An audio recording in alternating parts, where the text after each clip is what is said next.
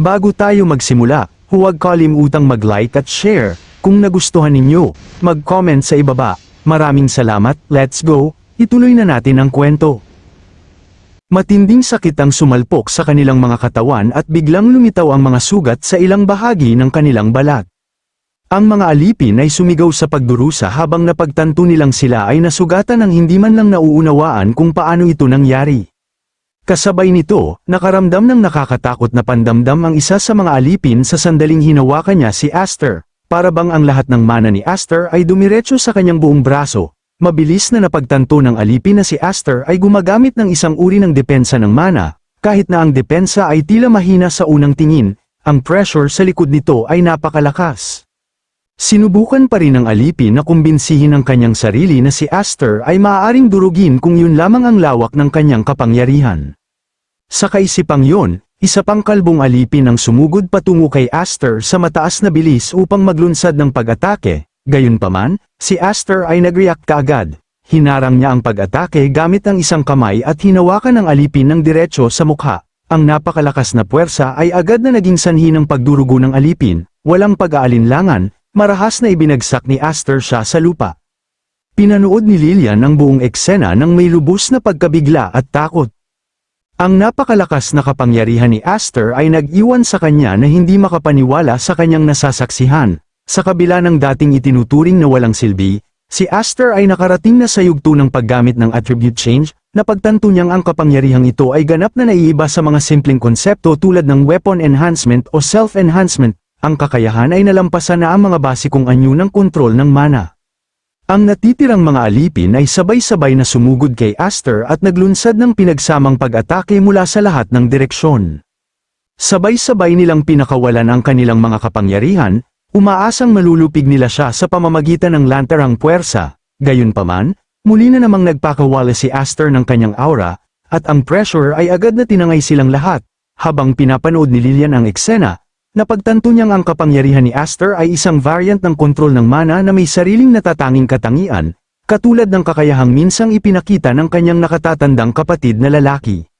Sa gitna ng kaguluhan, isa sa mga alipin ang sumalakay mula sa likuran. Gamit ang kanyang kapangyarihan, pinutol niya ang isang malaking puno at inihagis ito ng diretso kay Aster. Ngunit bago pa man siya narating ng puno, winasak ito ni Aster ng lubusan gamit ang kanyang sariling kapangyarihan. Sa sandaling yun, lubos na naunawaan ni Lilian ang kalikasan ng mana ni Aster, hindi tulad ng fire attribute magic na sumusunog sa lahat ng bagay sa kanyang landas. Ang mana ni Aster ay pumutol sa lahat ng kanyang hinawakan. Ito ay isang tunay na cutting attribute mana. Mabilis na naging isang panig ang labanan, ang mga alipin ay naging desperado habang si Aster ay gumagalaw sa gitna nila sa napakabilis na bilis. Pinuputol ang mga bahagi ng kanilang katawan at pinapatumba sila ng sunod-sunod. Napagtanto ni Lilian na kahit ang pangalawang antas na mandirigma o ang mga higit pa sa antas na yun ay hindi kailanman makakamit ang gayong teknik kung walang pambihirang talento. Kahit na ito ay malinaw na isang advanced na anyo ng kontrol ng mana, ang katotohanan ay hindi na may kakaila sa kanyang mga mata. Sa mismong sandaling yun, narating ni Aster ang yugto kung saan kaya na niyang pumatay ng mga tao gamit ang kanyang mana lamang. Di nagtagal, tinalo ni Aster ang bawat solong alipin. Ang kanilang kalahating patay na mga katawan ay naiwang nakakalat sa lupa. Tahimik na pinagmasdan ni Nolan ang nangyari at napagtanto na si Aster ay nakona na sa kanya ng isang yugto bilang isang 7 wings. Samantala, walang pakialam na nilapitan ni Lilian habang tumatawa at tumatalon pasulong ng may pagkaaliw. Inamin niyang mas mahusay ang ginawa ni Aster kaysa sa una niyang inaasahan, kahit na ang kanyang kapangyarihan ay mukhang napakalakas. May napansin pa rin siyang isang mahalagang detalye, nakatayo sa ibabaw ng isa sa mga nag-upong alipin nang may ngisi sa kanyang mukha. Itinuro ni Lilian na si Aster ay hindi pumatay ni isang tao. Sa kanyang mga mata, ang pagliligtas ng kanilang mga buhay ay hindi kailanman magiging sapat upang pigilan ang kanyang mga sundalo. Matapos makitang matamba ang lahat ng kanyang sundalo, sa wakas ay inilabas ni Lilian ang kanyang espada. Isang malakas na aura ang agad na pumutok mula sa talim habang galit niyang iniutos sa lahat ng sundalo na tumayo. Tinawag silang maruruming basura. Pinanood ni Nolan ang sitwasyon at nanlumo sa kanyang nasasaksihan. Sa mismong sandaling yun, isang pulang aura ang biglang kumalat sa buong larangan ng digmaan. Dahil sa enerhiyang yun, ang mga maskarang suot ng lahat ng sundalo ay biglang nabasag at nahulog sa lupa. Si Lillian ay natigilan sa pagkabigla, ang mga sundalo mismo ay kaparehong nagulat, ngunit hindi tulad ni Lillian, nakaramdam din sila ng kaginhawahan at kaligayahan. Sa unang pagkakataon sa mahabang panahon, sa wakas ay nakahinga sila ng malaya matapos matanggal ang kanilang mga maskara. Samantala, hindi maintindihan ni Lillian kung ano ang nangyari. Habang tumingin si Nolan kay Aster, bigla niyang napagtanto ang katotohanan. Sa gitna ng labanan, narating na ni Aster ang punto kung saan kaya na niyang sirain ang mga maskara mismo. Kahit na si Lillian ay natakot, pinilit pa rin niyang tumawa, iginiit niyang hindi iyon mahalaga. Sa kanyang isipan, ang mga sundalong iyon ay napakasunurin matapos kumain na kusa nilang isusuot muli ang mga maskara sa kanilang sarili, naniniwala siyang lubos nilang nauunawaan ang kanilang sariling mga posisyon, kahit anong gawin ni Aster upang tulungan sila, itinuring niyang ganap na walang silbi ang kanyang mga aksyon. Pagkatapos ay nagsimulang sumigaw si Lillian sa mga sundalo, iniuutos na agad nilang isuot muli ang mga maskara, gayunpaman, wala sa mga sundalo ang sumunod sa kanyang mga utos. Ang makita silang lubos na hindi pinapansin ang kanyang mga utos ay lalong nagpagulat kay Lillian kaysa dati.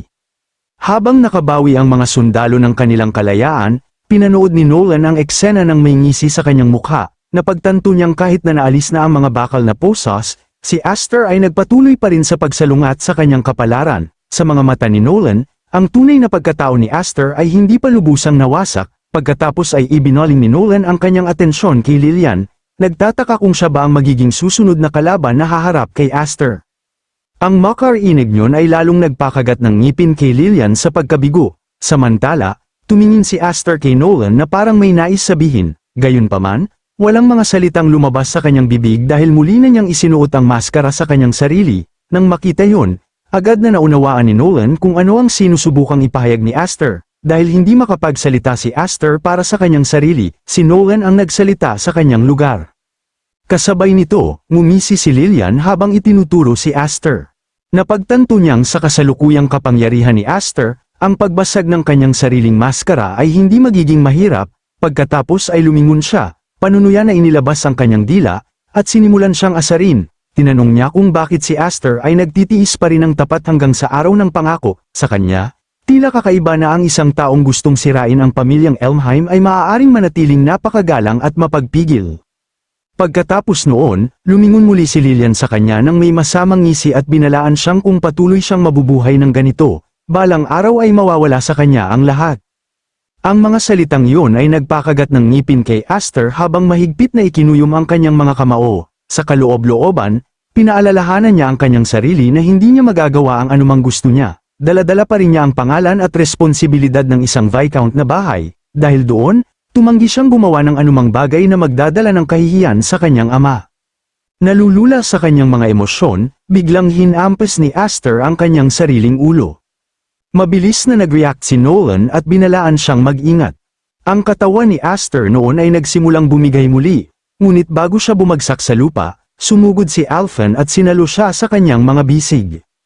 Nang makita siya roon, mahinang tinawag ni Aster ang kanyang kapatid, tiningnan siya ni Alphen nang may emosyonal na mga mata at napagtanto na si Aster ay hindi kailanman tunay na nagbago, siya ay palaging pabaya at handang itapon ang kanyang sarili sa panganib para sa iba. Humingi siya ng tawad sa kanya dahil, sa kabila ng pagiging nakatatandang kapatid na babae, si Aster ay palaging ang nagpoprotekta at nagaliligtas sa kanya sa halip.